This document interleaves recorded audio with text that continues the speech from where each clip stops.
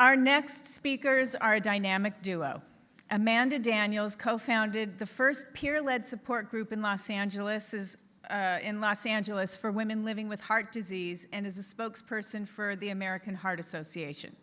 She was diagnosed with heart disease at 18 and heart failure at 25. This set her on a spiritual journey to reconnect with her authentic self and help others. Through her lifestyle brand, Flight, she teaches a meditation and mindfulness program to adults and children and sees clients as an intuitive healer and medium.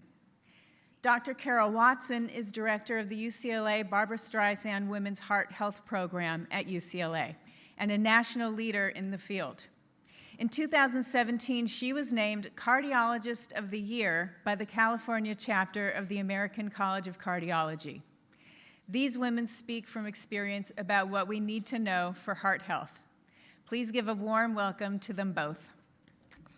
Amanda Daniels is someone I met 10 or more years ago, and we together have tried to get out the word about heart health, heart disease, and the final thing that we are banging the walls about is that I can never truly take care of your heart unless I make sure your mind, your spirit, and your soul are well as well.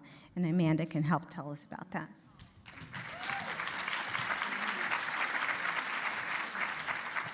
I'm just gonna kind of walk around a little. Hi, I'm Amanda Daniels. I am the face of heart disease. I'm gonna say it again. I'm the face of heart disease. My heart story started over 20 years ago when I was in high school. I was a senior in high school over here at Harvard at Westlake, and our volleyball team had just won the CIF and state championship, and I had just gotten accepted to UC Berkeley in Northern California.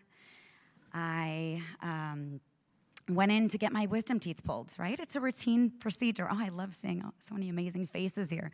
It was a routine procedure, not a big deal. However, my teeth were impacted, which meant that I would have to go under anesthesia for the first time. So it was the first time I was ever hooked up to an EKG monitor. It's that monitor that reads the rhythms of your heart, right? So I went under, and as I'm coming out of the anesthesia, I'm hearing what feels like chaos around me. Something's the matter with her heart. Get her mother in here right now, something's the matter. And I'm coming out of it, and I look to my left where that monitor is, and all of a sudden, these beautiful peaks and valleys, they just went flat, and I screamed. I said, I'm dead. Something happened. I flatlined. I'm still here. So I didn't die, right? And I didn't have a near-death experience. They had just unplugged the leads of my heart. But it was probably one of the most traumatizing moments in my life because it's our heart, right? I'm in a room full of amazing women, and as Carol was saying, I was an athlete, right? I've always eaten healthy. I always took care of my physical heart, and here I'm told that something's the matter. So my mom, who's in here somewhere, we immediately rushed to my grandma's cardiologist, who also had seen my grandfather as well, but she had a cooler with her with frozen peas because we didn't want the chipmunk cheeks, from the wisdom teeth. However, it's like we needed something for our eyes in that moment because we were crying and we were experiencing it together. What does this mean? Something's the matter with my heart, right? So we ended up going to the cardiologist, and that's the first time I was introduced to the stress test and echocardiogram and all these tests, and all of a sudden the cardiologist came out and said, everything is fine, you just have a simple diagnosis. It's called preventricular contractions, PVCs, arrhythmia, not a big deal. But you have to be careful. You can't really drink a lot of alcohol. You can't do drugs. You can't drink a lot of caffeine because you could die. Sudden cardiac arrest. But go ahead, go home. You're all good. I was, what? And I never went to therapy. I didn't do any of that. And so I just pushed it in my vault, right? This vault that we all have. And I went away. I went to school. And I returned. I was teaching spinning at Bodies in Motion. I don't know if you guys remember this. Spinning and working out, like always. I had started dating and was trying to figure out my life. I was 25 years old. You know, that quarter life crisis kind of thing, like, what am I going to do with my life? I went into the cardiologist because I had to go in annually. It was a routine checkup, and I thought nothing of it. I've done this before, right? Since 18, I'm 25. It's not going to be a big deal. I went in, and we went through the testing. Everything seemed fine. I left, and then I was called back to sit in the doctor's office this time with my mom again. And this is when it really happened. You know, the first diagnosis, it was whatever. I could just push into the vault with all the other stuff. This one was what I call a heartquake. So this is something I work with my clients on. What is a heartquake? You know that massive earthquake that we're all, unfortunately, they talk about, the big one, right? Well, a heartquake is something that changes your world completely. For me, it was my medical diagnosis, my illness. For you, it could be the loss of a loved one. Maybe it's a relationship, finances. Well, that moment, it takes like a second for someone to say it to you, for it to happen. But I couldn't hide anymore. I could not stay in that vault. I had to open it. I couldn't escape.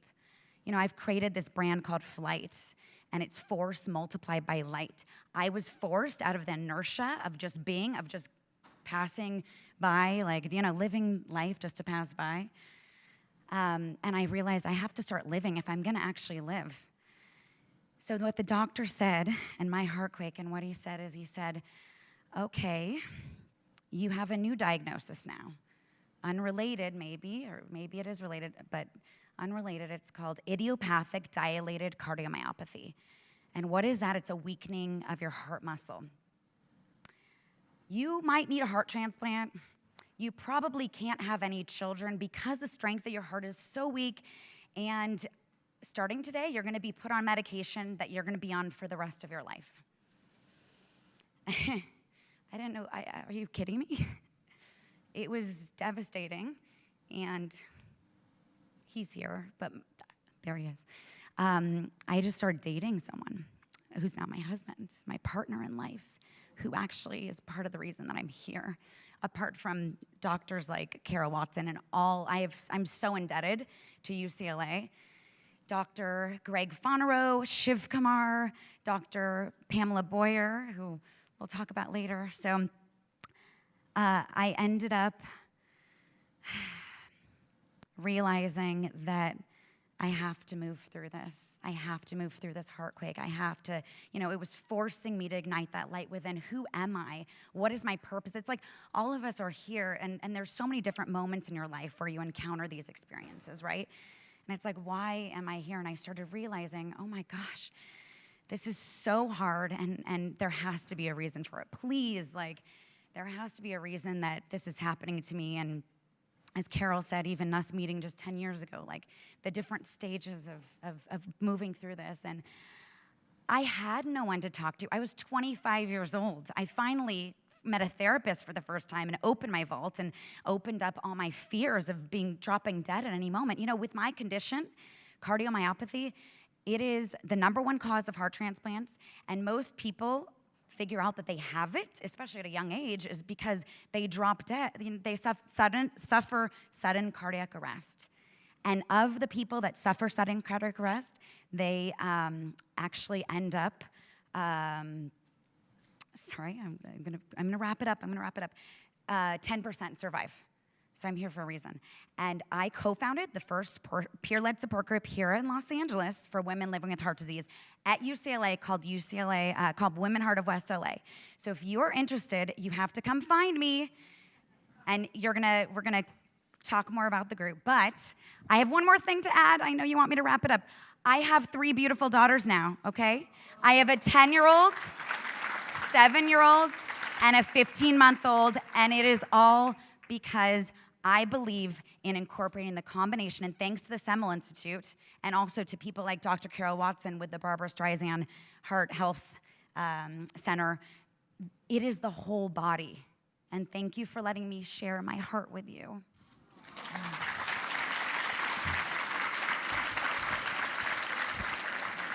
Heart disease is a leading cause of death for women. More women die of heart disease than the next 6 leading causes of death put together. More women die of heart disease than all forms of cancer put together. Every form of cancer is a tragedy, but a woman is 13 times more likely to die of heart disease than breast cancer. And so we have to know what our major threat to life is.